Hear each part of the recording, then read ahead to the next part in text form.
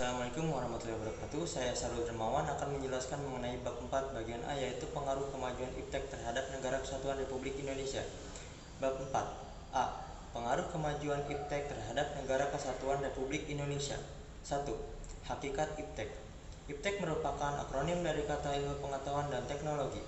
Menurut Kamus Besar Bahasa Indonesia atau biasa disingkat dengan KBBI, ilmu adalah pengetahuan tentang suatu bidang yang disusun secara bersistem menurut metode tertentu yang dapat digunakan untuk menerangkan gejala tertentu di bidang pengetahuan itu. Pengetahuan adalah segala sesuatu yang diketahui, kepandaian dan teknologi metode ilmiah untuk mencapai tujuan praktik. Untuk mengerti iptek lebih lanjut, dapat melalui penjelasan berikut. 1. Ilmu pengetahuan. Ilmu pengetahuan merupakan upaya pencapaian pengetahuan yang dapat diuji berdasarkan prinsip-prinsip dan prosedur tertentu dengan menggunakan metode yang bertahap dan sistematis. Ada beberapa aliran yang membentuk pengetahuan manusia, yaitu A. Aliran rasionalis yang dikemukakan oleh René Descartes, Baruch Spinoza, dan Gottfried Wilhelm Leibniz. Kemudian ada aliran empiris yang dikemukakan oleh John Locke dan David Hume. Kemudian ada aliran gabungan yang dikemukakan oleh Immanuel Kant. Selanjutnya 2. Teknologi. Ada beberapa tokoh yang memberi pemahaman mengenai teknologi. Yang pertama itu ada Denis Diderot. Menurut Denis Diderot, teknologi adalah berbagai alat dan sistem yang bekerja untuk tujuan yang sama. Kemudian ada Jacques Ellul. Menurut Jacques Ellul, teknologi adalah keseluruhan metode yang secara rasional mengarah dan memiliki ciri efisiensi dalam setiap bidang kegiatan manusia. 2. Perkembangan iptek di dunia. Perkembangan iptek di dunia dapat dilihat dari terjadinya beberapa revolusi teknologi. A. Perkembangan teknologi sebelum abad 20. 1. Sistem pertanian di Mesopotamia. Kedua, mesin cetak Gutenberg. Yang ketiga, revolusi industri. B.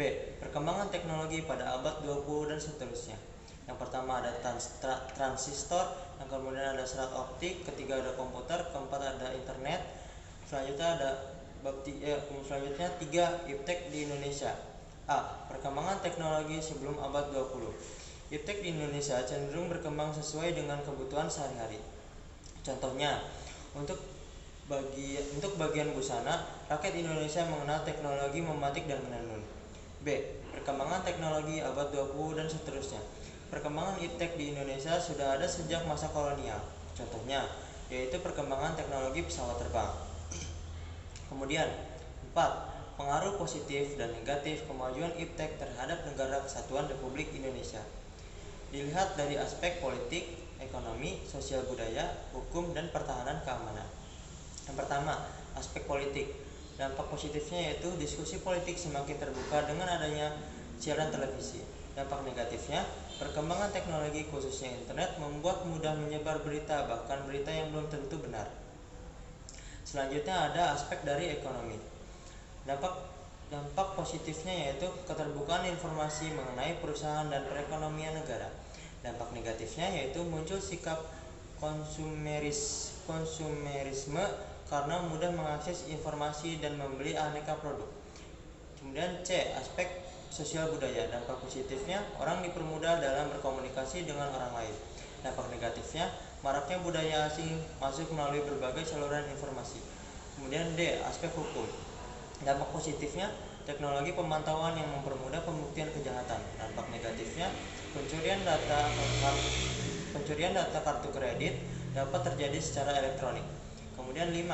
Pengaruh positif dan negatif kemajuan iptek terhadap Negara Kesatuan Republik Indonesia dilihat dari aspek teknologi, informasi, dan komunikasi, transportasi, kesehatan, dan pertanian.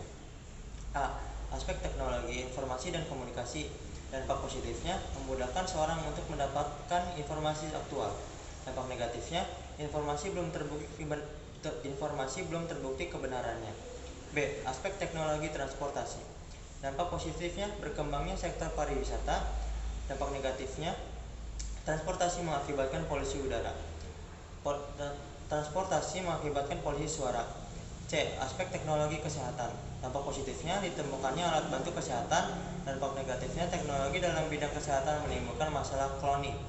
D. Aspek teknologi pertanian. Dampak positifnya, penemuan obat-obatan tanaman. Dampak negatifnya penggunaan pestisida berlebihan dan akan berakibat pada hasil pertanian. Sekian dari saya, terima kasih. Wassalamualaikum warahmatullahi wabarakatuh.